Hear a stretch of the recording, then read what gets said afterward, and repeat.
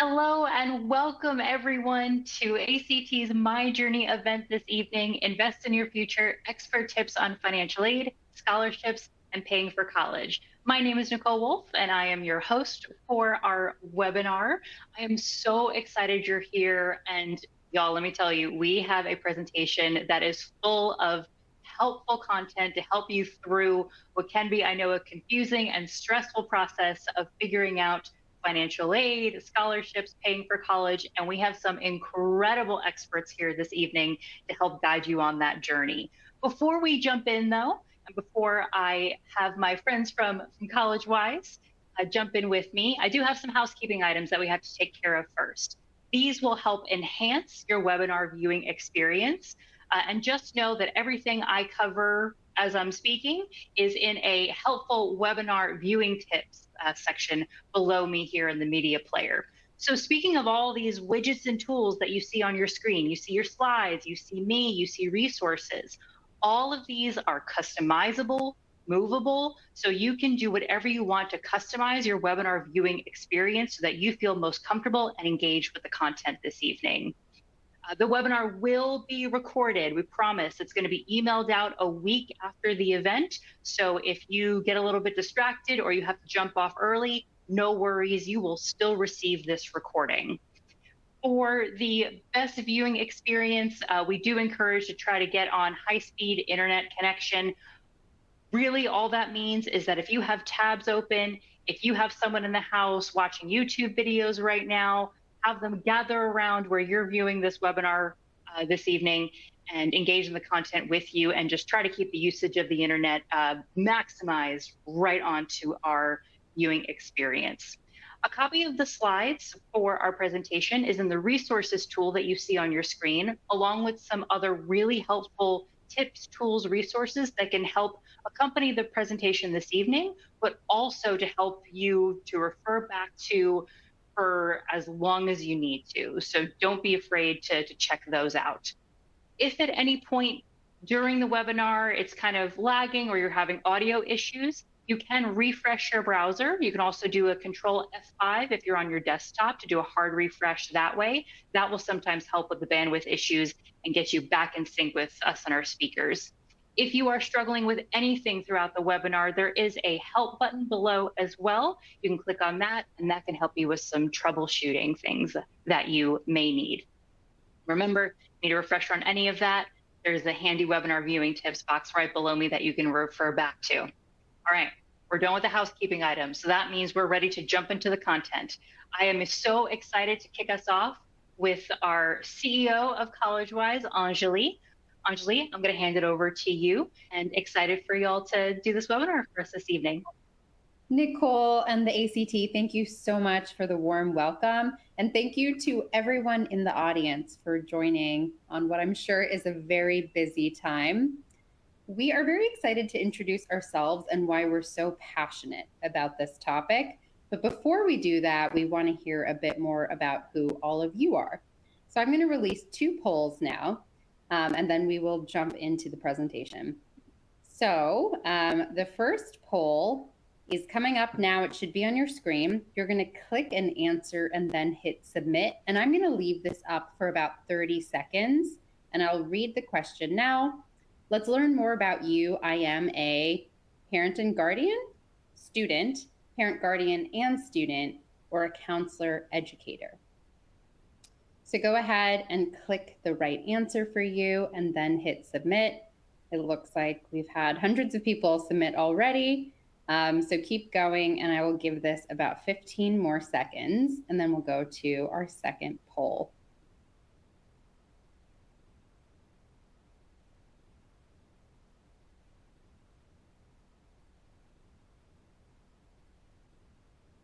Fantastic. It looks like most of you submitted, and we have a lot of parents/guardians here with us, a couple of students, and of course, a very warm welcome to all of the educators who joined today. Next question, again, click the answer and hit submit. What graduation year are you, or the student you are working with? Now, if you are an educator who works with multiple students, you can put the class year that you're really here to help provide resources for. So your class year from high school, so 2024, 2025, 2026, or 2027. If you have a much younger student, you can go ahead and just click 2027. And again, I'm going to give us about 10 seconds to hit submit. Looks like all of you have the hang of it, so it's trickling in quickly. All right, let's check out what we have.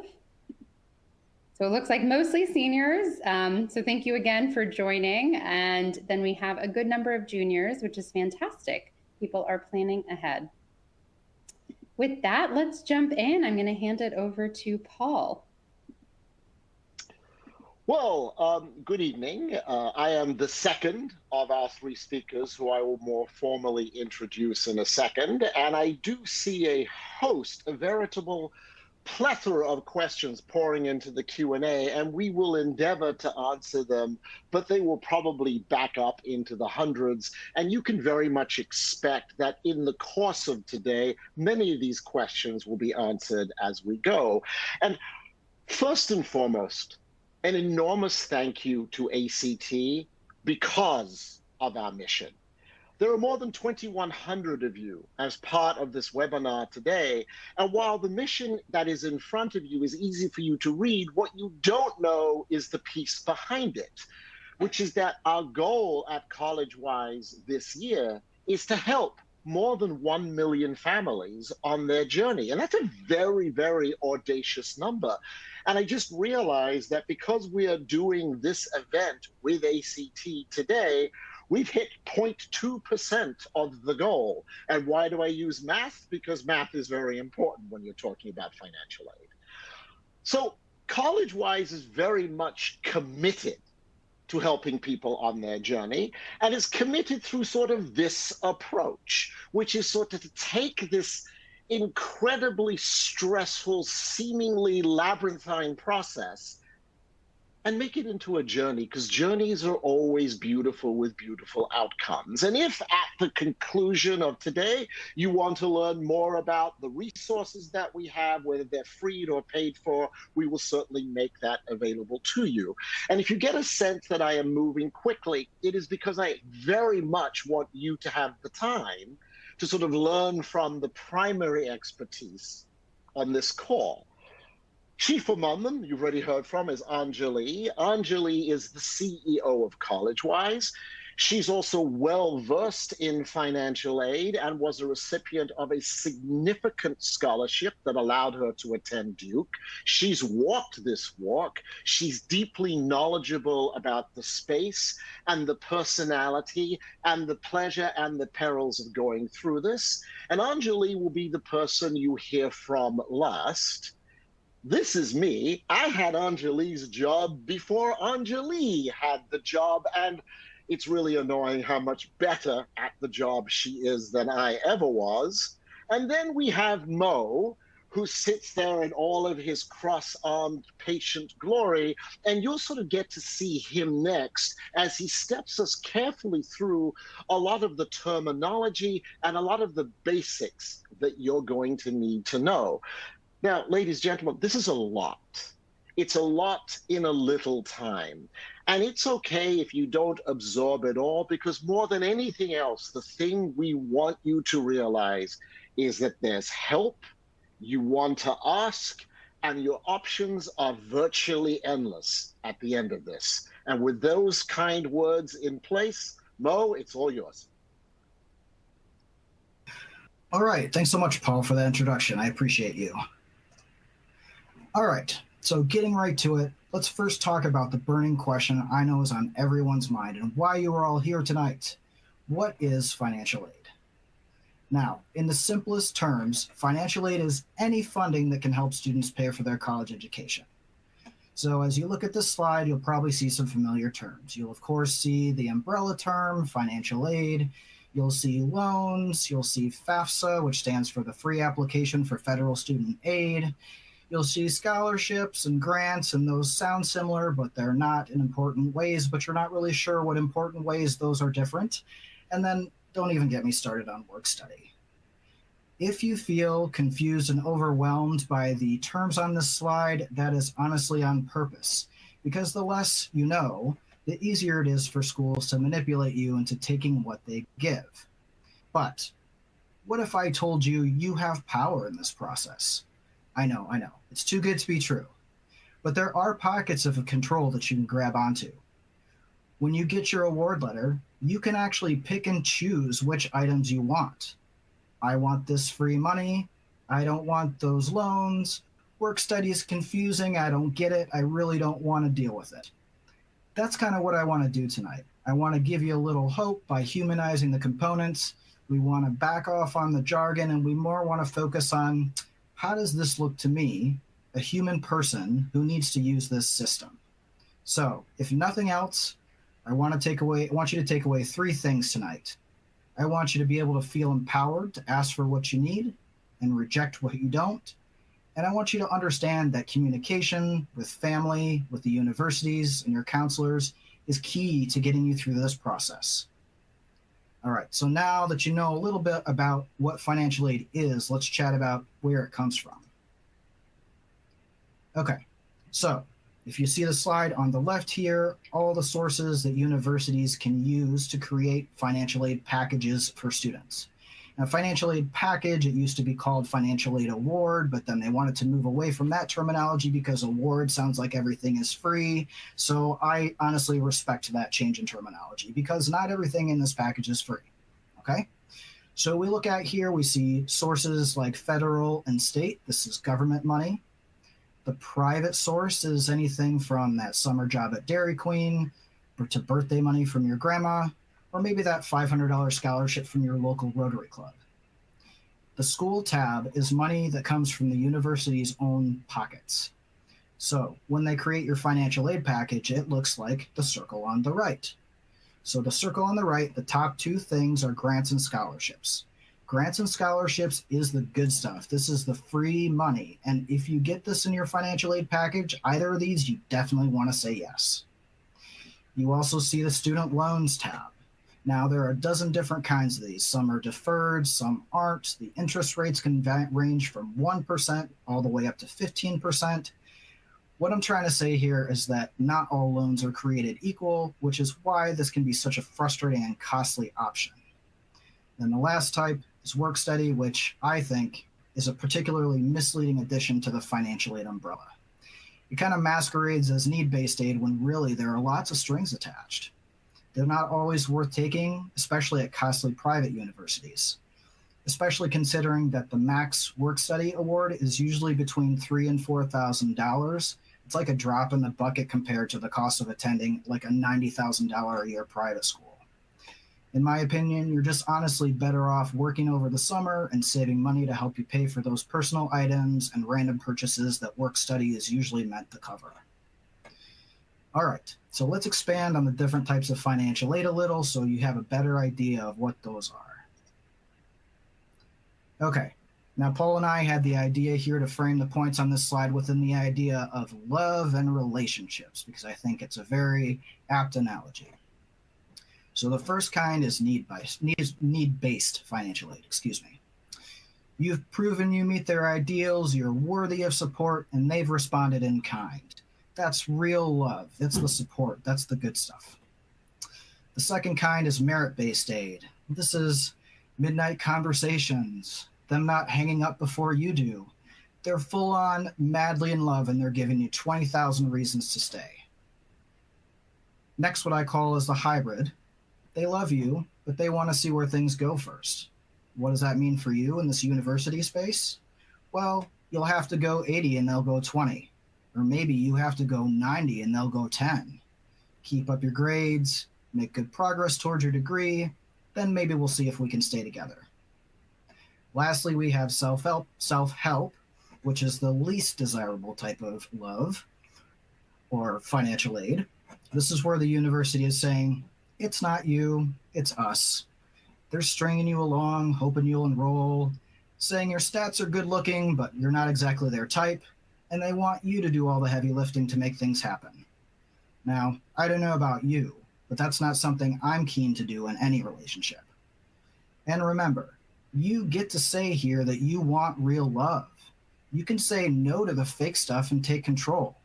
You're long-term relationship material, folks, and don't let universities tell you otherwise. Now, that's all good. Let's talk about next what financial aid can cover. All right, so when the universities build financial aid packages, they are keeping in mind the cost of attendance, or COA, as you'll often see it abbreviated. The COA is what the university estimates it will cost you to attend for one full academic year, which is about 9 or 10 months, give or take. Now, there are two components in the cost of attendance. There are direct costs, which the university bills you for directly. So this is stuff like the cost of the classes you take, where you live and what you eat while you're there, as well as the health insurance that's required to have in case you fall off your skateboard on the way to class. It also includes indirect costs, and this is stuff the university does not bill you directly for, but you still will incur these costs as a consequence of living on campus for a year. So these are things like textbooks, art or other supplies for classwork, science lab fees, and personal items like those fuzzy slippers that have your school's mascot on them at the bookstore. And of course, transportation to, from, and around campus. So overall, the cost of attendance is the amount that you need to live and exist as a human on a college campus. Now, the good news about cost of attendance is it's a lot more than tuition. Financial aid packages are based on this larger cost of attendance number, which is actually quite forward-thinking for a university administration office. It means they get how expensive life is in general, and specifically as a college student. So let's look at that expense and see how financial aid can help. All right, this slide, there's a lot on it. Looks kind of confusing, but here's what it's telling you. On the left is the average cost of tuition and cost of attendance at the different types of universities. You've got 2-year public, 4-year public, 4-year private, 2-year private, vocational schools, et cetera, et cetera, et cetera. Okay, so looking at this, you see that the least expensive option is to go in-state to a community college and then transfer to an in-state public 4-year college. So with your consumer hat on, you might think, that's what I have to do. But the power of financial aid means that a private school cost can be reduced the same price of a community college experience. And you're like, whoa, wait a second, Mo. That's so hard to believe. I said, but that's exactly what can happen. If you do your research and you pick the right schools, that $55,000 average can become $4,000 average. And how do I know this? Because I did it. When I went to college, I started out as a community college student. I had served in the Marine Corps for 13 years prior, and I really needed help reintegrating into civilian society. And really, few places are better at this than California community colleges. So that's where I decided to start out. Because of my veteran status and because I was an in-state resident, I got all of my fees waived by something called the BOG waiver, which stands for the Board of Governors waiver. Now, California community colleges, if you're not familiar, nothing is called tuition, and it's not split out into individual things like that. It's just all called fees. So all my fees, except for like $200, were waived each semester. So I went to community college for 3 years. I was bad at math, so I had to spend 1 extra year, working on the math. I went to community college for 3 years for like $8,000. That's really it.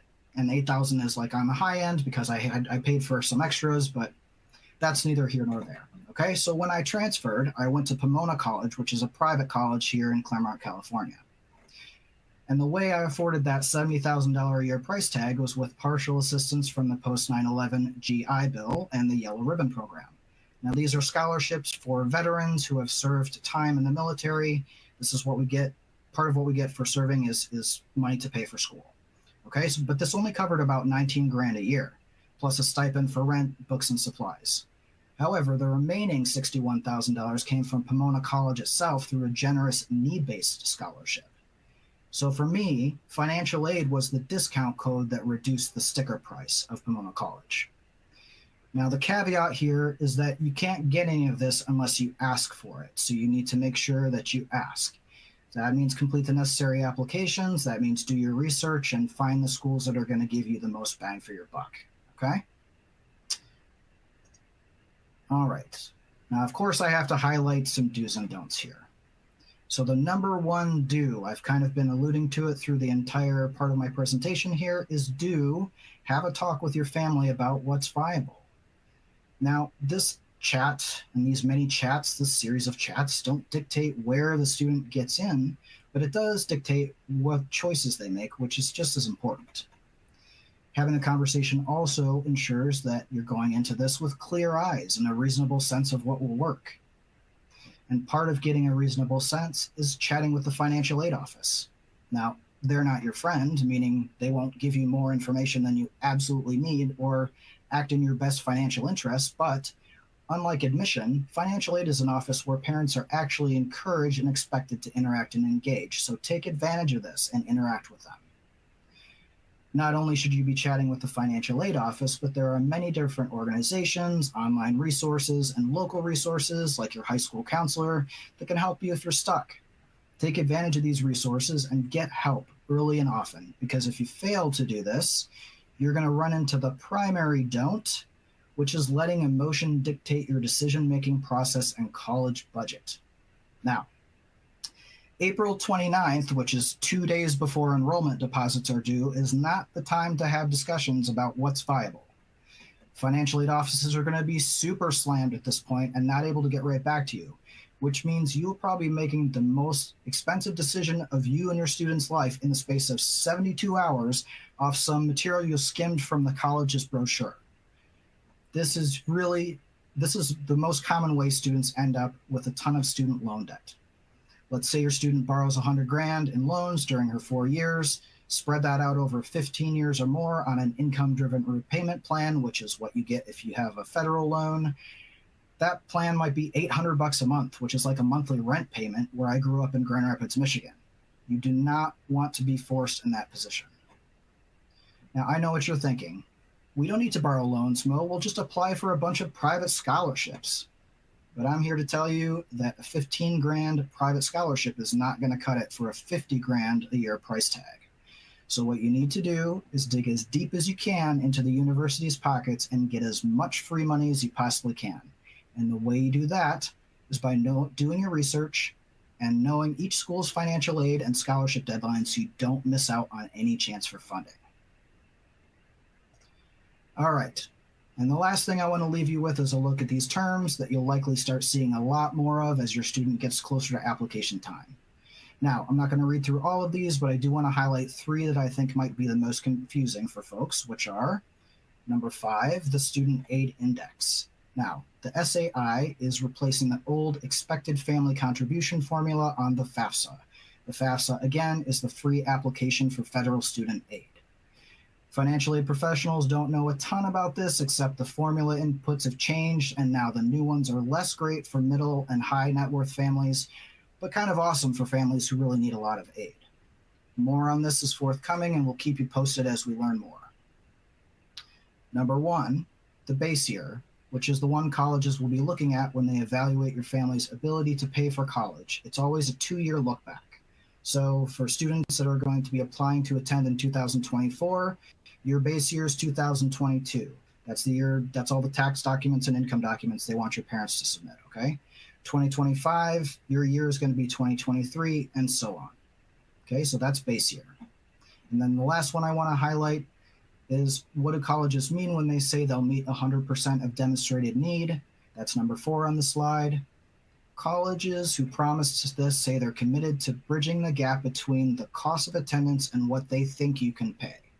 So when you're having the conversation with your student and family, like we talked about earlier, choosing schools that meet needs should definitely be a part of it. Knowing what you're getting into ahead of time is a big way you're going to retain your power in this process. All right, folks. So as I leave you here at this point, please remember what we talked about. You have power in this process to ask for what you need and to reject what you don't, and communication is key. With that, I'll hand it back off to my friend Paul. I don't type this quickly. Oh my goodness, the pace of these questions is magnificent. Kind of love it, but my fingers don't.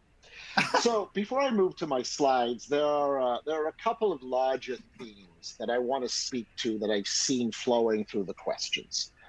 The first dominant question is, I think I make too much money. Should I even bother?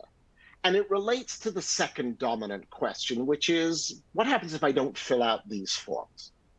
Here's why you should bother.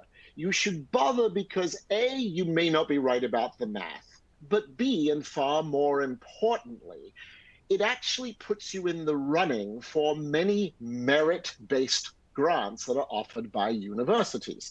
And so you don't want to leave any stone unturned. So even if you are a multimillionaire from China, if they want your kid badly enough and you filled out the form, you got a shot at getting merit money.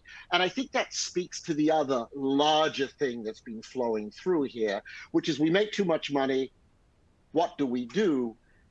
We're going to get to that in a second. But basically, you want to be the kid that the school really, really wants. Now, this segues into something Mo was talking about. Please have an honest conversation. An honest conversation isn't you don't get to apply anywhere. An honest conversation isn't we've got blinkers on and we'll do whatever it takes, including the sale of random organs to help you get to school X. An honest conversation is something like this.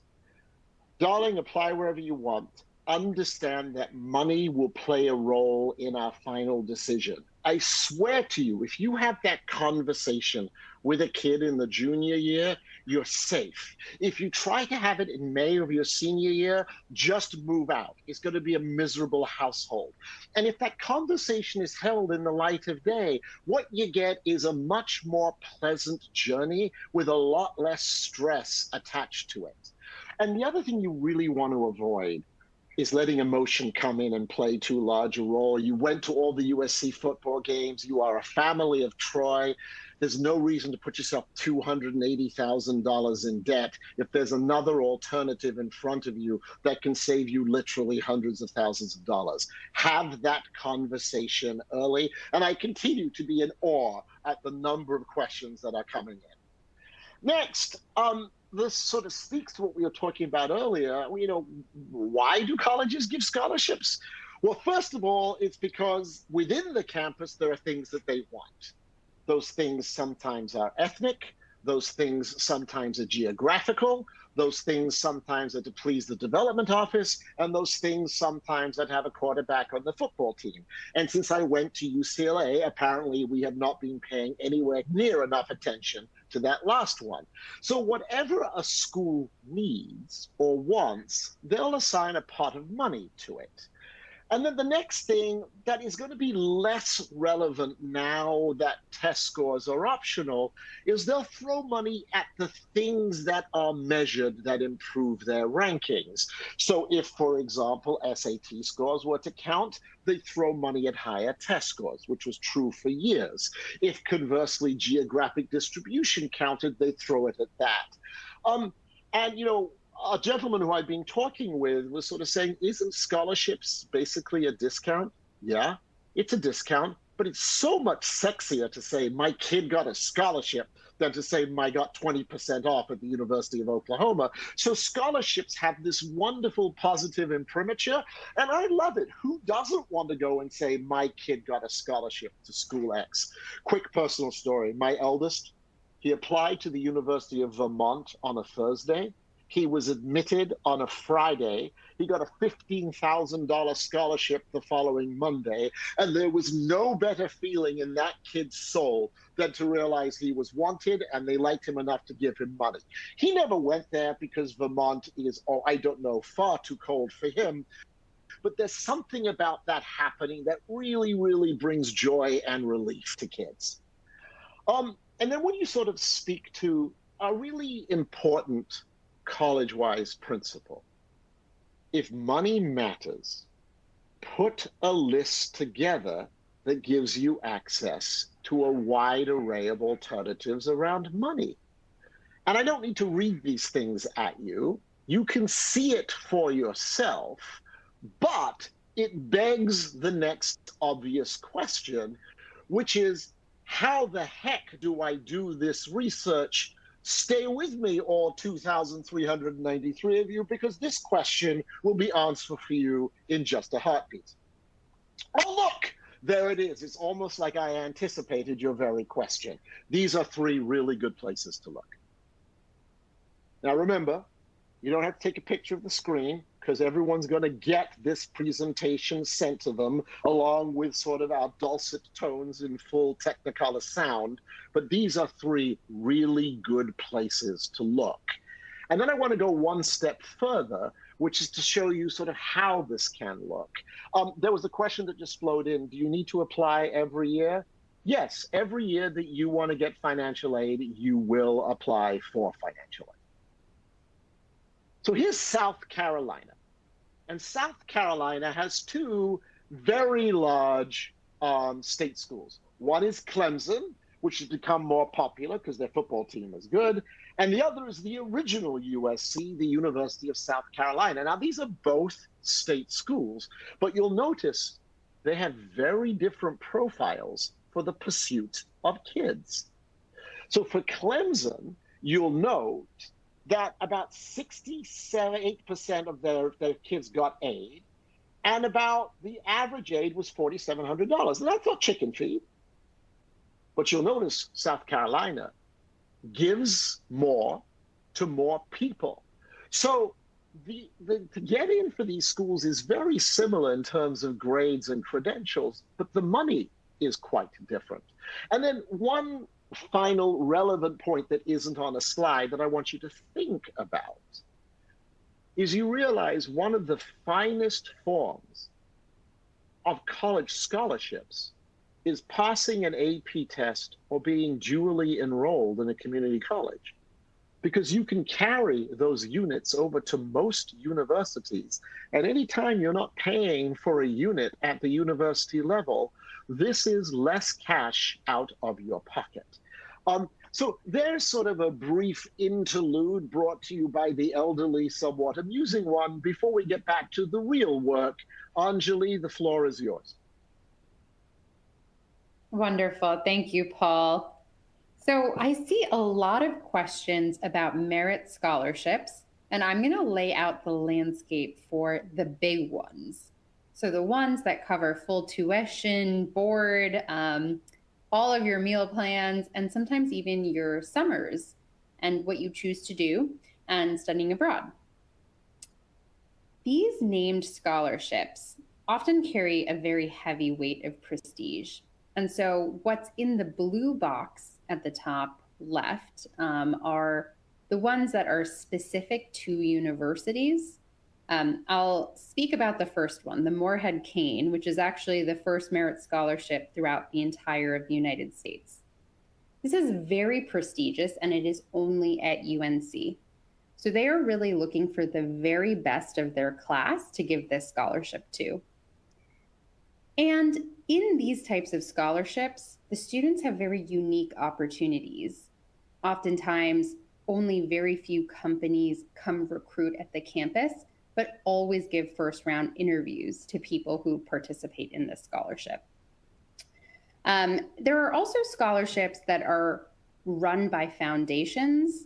So they do actually work across different schools. So I was very fortunate to be a Robertson Scholar. So this is run by the Robertson Foundation, but it's very specifically at Duke and UNC. And it's a bit of a quirky scholarship, actually. The benefactor wanted Duke and UNC, which are rival schools, to have more of a relationship with one another. So he said, hey, I'm going to give 18 scholars at Duke and 18 scholars at UNC full tuition, pay for all of their summer experiences, but I want them to do one thing for me, and that is spend the second semester of their sophomore year at the other campus. So all the scholars swap and go to the rival school, and we foster a lot of relationships between the two schools.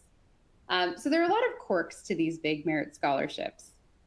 There are also merit scholarships that consider if you need financial aid as well.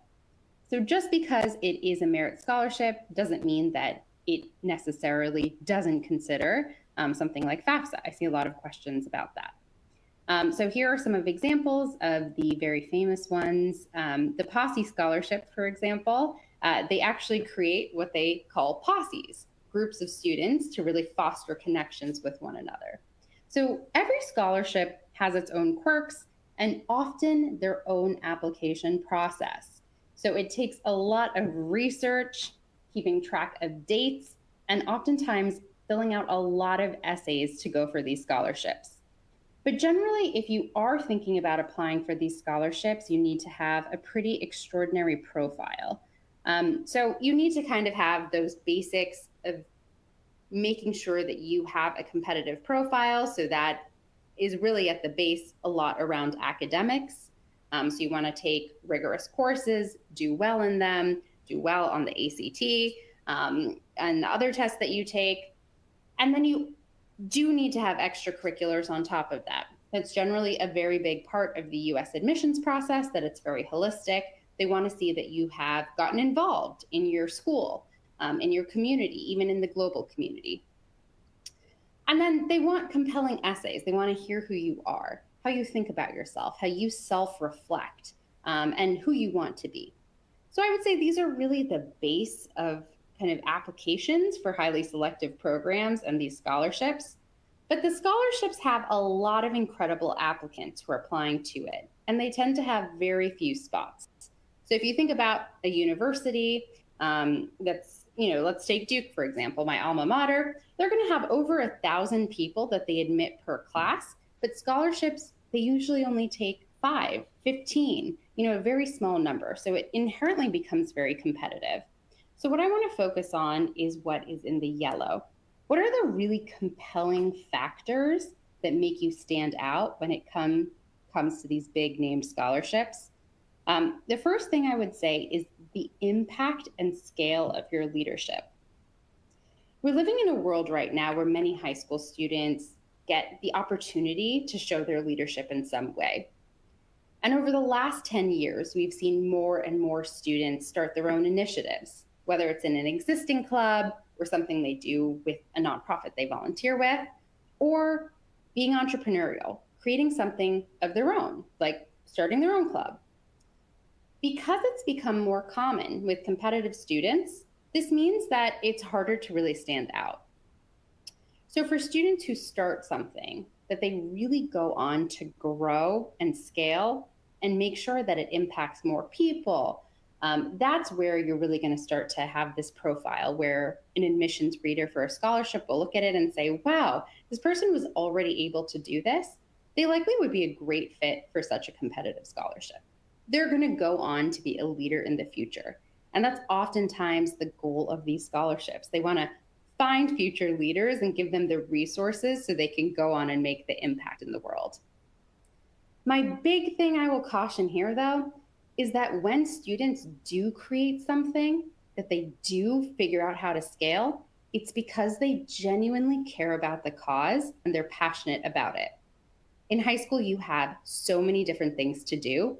If you just try to create something for the sake of an application, oftentimes you're going to find your other priorities will weigh out. So if you're going to spend your time on something, pick something you do really care about, and then see what works. And if it is working, it will grow.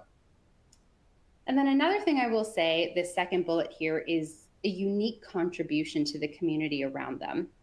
So successful applicants are often very involved in some form of community, and they always make sure that their leadership has its own mark. So if you were to take away that leader from that position, you would see that they had actually changed something in that role. And it's not just the status quo of, hey, I go in, I run the meetings, I'm the president. So they really leave kind of a bit of a legacy there. Now, full scholarships are not necessarily for everyone, but we did want to run you through this for anyone who is considering highly selective universities or trying to get their very strong profile to be eligible for these highly selective scholarships too. We have so many questions that have come in, so we are gonna jump into questions in about 2 minutes. But first, we wanted to give the option. A lot of you are asking about getting more support, so we're just gonna run you through what that can look like, and then we will do some live Q&A. So if you are interested in learning more about CollegeWise, I'm about to release a poll, and it's gonna ask to hear from you what aspects of CollegeWise you'd like to hear more about. You might want to directly work with an expert, so a counseling expert who's helping you with your admissions profile, or someone like Mo, who you might have some questions that you want to ask directly about financial aid. So we can certainly give you information about our full programs that we build to provide that type of support. We do also have faster options for our seniors in here who want to get an expert pair of eyes on their essays, or join one of our boot camps that really guide you through getting your full application done with a lot of expert advice. So that would fall under the quick help for the seniors. And then many of you would like free resources. Mo, as our financial aid expert, has written some incredible blogs about financial aid. And we've done a lot of webinars on various aspects of the admissions process. So I'm going to go ahead and launch the poll where you can answer the question. And I'll also note that the final answer here is specifically for counselors and educators. So if you'd like CollegeWise to work with your school and your students, then we have a lot of options for our various school districts. So you can go ahead and click one of the answers and then hit submit, just like before. So if you're interested, you can say A, where you can learn more about one-on-one support with experts who are dedicated to your case. B, if you want more resources on our quick help specifically for seniors. C, you want to hear more about our free resources. Or D, you're a counselor/educator and you want to hear more about our free resources. So I'm going to leave this up again and make sure you hit submit, and we can provide you with a lot more information there.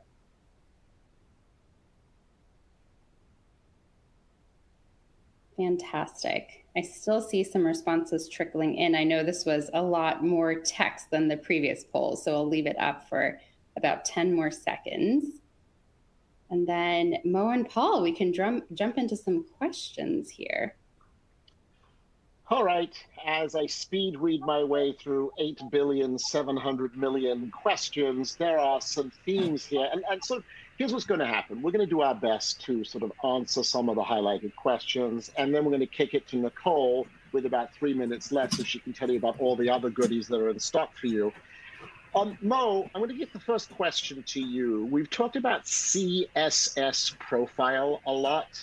So we talked about FAFSA, which is sort of the baseline. But we also mentioned CSS. Can you give a quick primer on what that thing is and why we care? Sure, Paul, thanks. So the CSS profile stands for College Scholarship Service Profile. It's administered by the College Board, so the same folks that do the SAT test. So basically what the CSS profile is like the FAFSA on steroids. So the FAFSA is going to take you through like just basically you go down line by line on your taxes. It's very cut and dried. There's not a lot of nuance there. CSS profile digs into everything. It talks about, home equity and business income, and it talks about what you earned in their base year, and it talks about any sort of special circumstances that might have caused a financial hardship for your family. So if you're a family that's concerned that you're not going to get a lot from FAFSA, maybe you decide to prioritize a school list that has a lot of them that take the CSS profile, so you can make sure all those nuances are taken into consideration. So that's kind of what the CSS profile is and what it evaluates. Thank you. Quick pause. Mo, Anjali, thank you for the time. And ACT, thank you so much for arranging all of this. It's very affirming for us, and we hope for you as an audience that this is also helpful. Anjali, we've been asked in several ways. My kid is an average kid, right? They've done average classes, they have average grades, and as average is in the middle.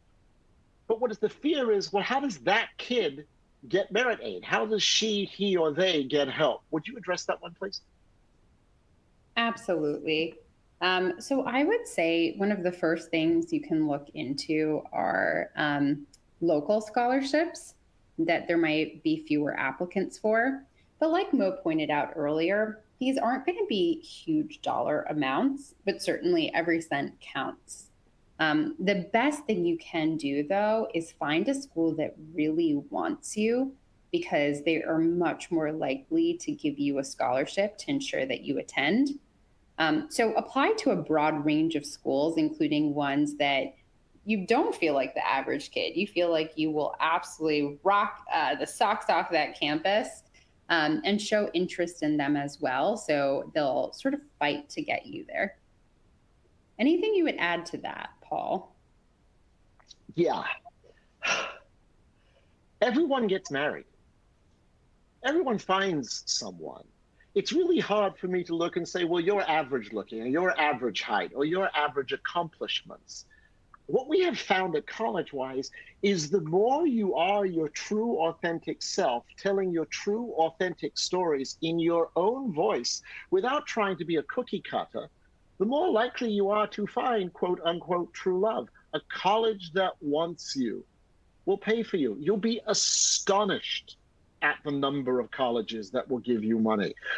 It isn't only to sort of the perceived best and brightest and strongest. And again, sort of within that, and Anjali, I'm going to come back to you.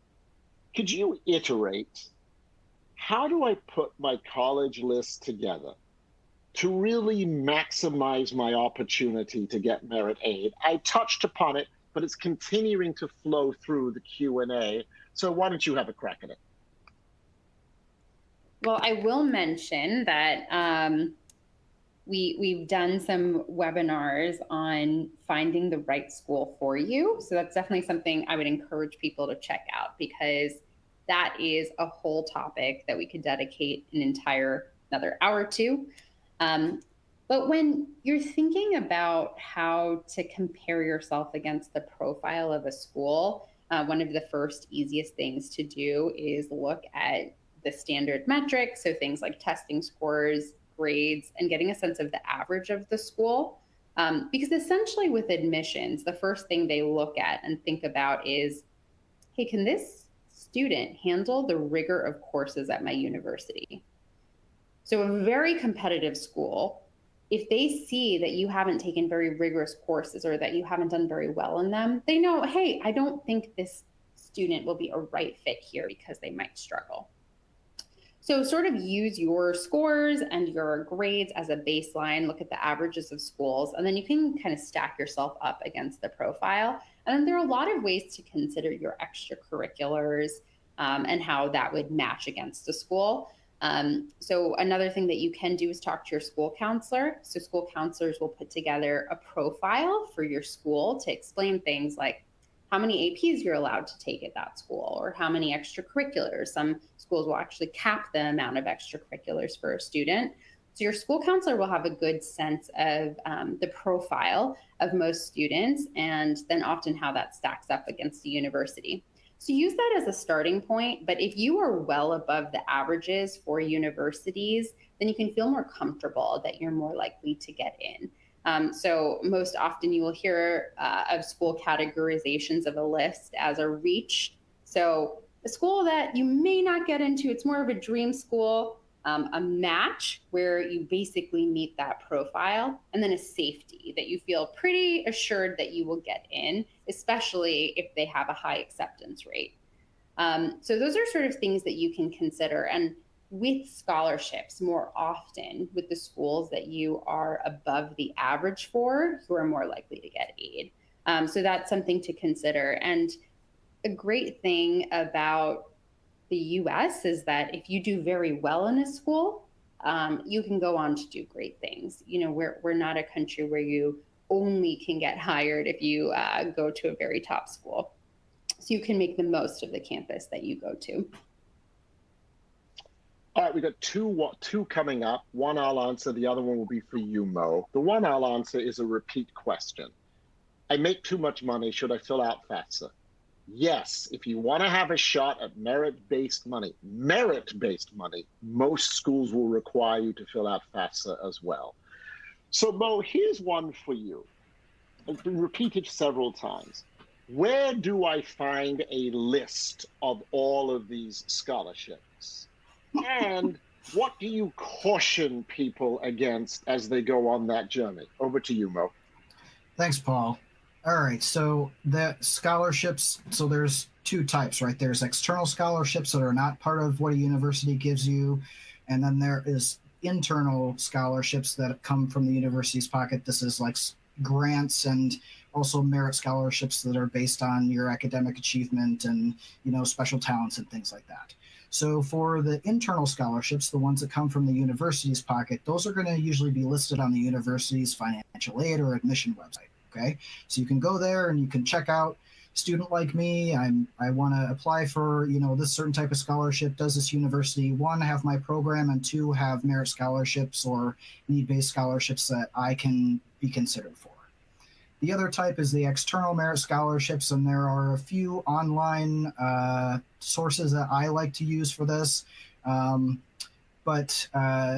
I would, in general, stay away from the no essay scholarships, because these are typically just like throwing your name into the void and all you get back is a bunch of spam email, and there's no guarantee you're even going to be considered for the scholarship.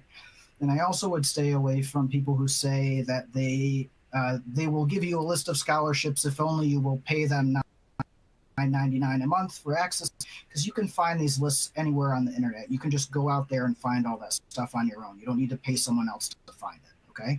But yeah, so there are definitely resources I personally like. One is scholarships.com. It gives a list of categories. You know, you can search by like ACT score or SAT score, gender, where you're from, et cetera, et cetera, et cetera. And it breaks it all down like that. So that's one of my favorites because it's categorized. But there are a few others out there that you can definitely find even just by putting it into Google. Does that answer your question? Thank you. Anjali, this one's specific and was mentioned 4 or 5 times. I'm applying early decision. And for the broader audience, early decision is where you are willing to make a binding commitment to the school should they choose to accept you. What's that going to do to my chances of getting financial aid from the school, Anjali? So I'll take a step back and describe what applying early actually is. So there is early decision that is binding, and I will get into what that binding means in a second. But essentially, you are committing to that university. You say, hey, if I get in and am accepted, I will go there. There's also early action, where you apply earlier, but you're not bound to go to the school. There's different forms of this. One of them is called restricted early action, where the school is saying, we won't make you come here, but we want to make sure you're not applying early anywhere else. So if you're applying early action here, we're the only one. You can't apply early decision somewhere. And then there are many schools that are just rolling, or they want you to apply early because they get a lot of applications and they want to spread it out over time. So there's no sort of commitment there.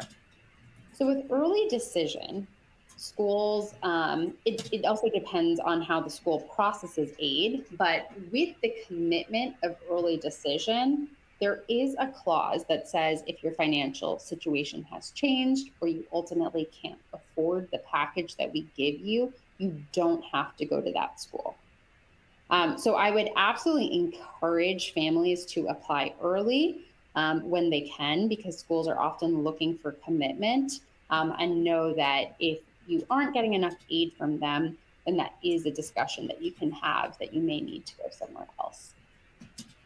There are also 2 types of schools in terms of how they consider aid. So some schools are need blind. So the admissions decision does not consider whether or not you need aid. So some people feel more comfortable going for those types of schools.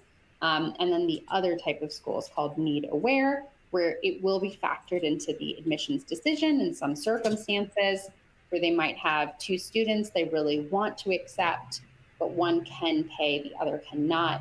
If they have limited resources, they may go with the student who can pay. So one thing you consider is checking out if the school is binding, so early decision, or if it's just early action, and then whether it's need blind or need aware. Mo, there's so much to this, though. Is there anything you would add to my answer? I'm so sorry. I was answering questions in the inbox. I'm just like furiously typing. So if you want to repeat that last bit. Let's not worry about it because Anjali, you crushed it. Guys, you were amazing. Thank you so much. Nicole, would you please sort of take us home while we ice our fingers? Would love to, and I'm so sorry that those fingers got to work out this evening, but I appreciate all the engagement and questions that has come from this audience.